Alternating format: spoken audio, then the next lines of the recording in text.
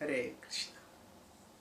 Practice dharma not for material prosperity but for spiritual purity. In this world, most people are concerned only with this worldly gains and want fame, power, prestige, possessions, wealth, pleasure. Wealth they often feel is the gateway to position, to power, to pleasure, all sort of things. So many people seek wealth quite frantically, and if they feel that religion will be a means to gaining wealth, then they pursue religion also. And if they feel that religion is not going to help us get wealth, then they put aside religion. Now the Vedic worldview accommodates this human need for wealth within its purview. How does it accommodate?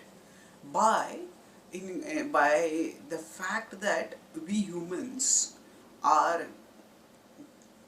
given a fourfold purushartha succession: dharma, artha, kama and moksha.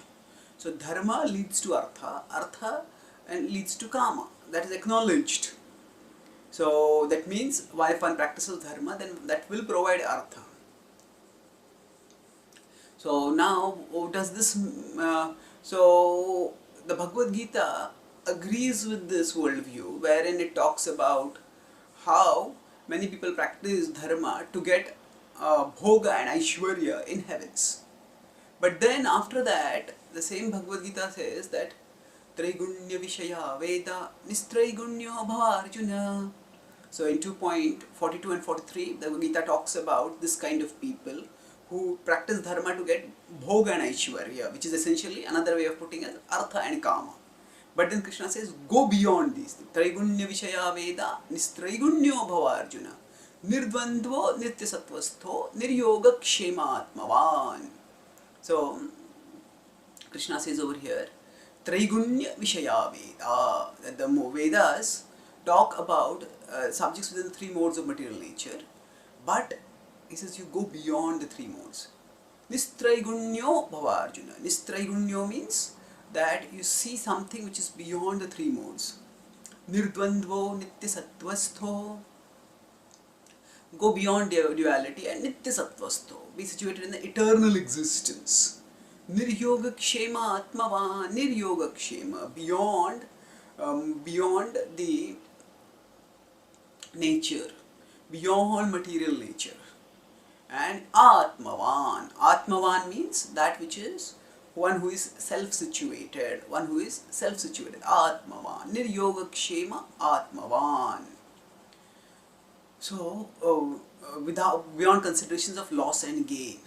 So essentially what is Krishna saying over here is that when we practice spirituality, then by the practice of when we practice dharma, the purpose of dharma is actually much higher, to come to the level of being atmavan, to becoming possessors of our soul. That means we understand our spiritual identity and we live according to our spiritual identity. And what prevents us from living according to spiritual identity is our material impurity. Our material impurity is in the form of lust, anger, greed, envy, pride, illusion. All of these, they make us forget our spiritual nature and they make us chase after temporary worldly things. And in that way, we lose our perspective of what is the ultimate purpose of life. So yes, worldly things have their importance, but they cannot provide us lasting happiness. What can provide us shelter, lasting satisfaction is our eternal connection with Krishna. And so when we practice dharma, if we do it for getting artha, if we do dharma for material prosperity, then whenever we feel, then our practice of dharma will remain very conditional and uncertain.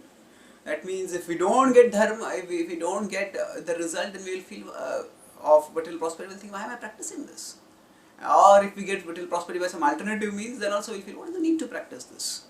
But when we understand that the practice of dharma is for getting As the Bhagavatam says, dharmasya apavargasya, for getting eternal life beyond the cycle of birth and death, for returning to the abode of Krishna, then we will be able to live peacefully and march onwards even when there are ups and downs. Now that does not necessarily mean that we have to give up the material for this, we have to become blind to considerations of material prosperity. No.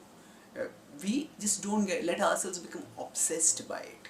Rather, we focus primarily on spiritual growth, on spiritual purity, and we do whatever is required as per our occupational duty in a responsible, competent way for material prosperity also. But that is not the purpose of our practice of dharma. That is not the purpose of our life.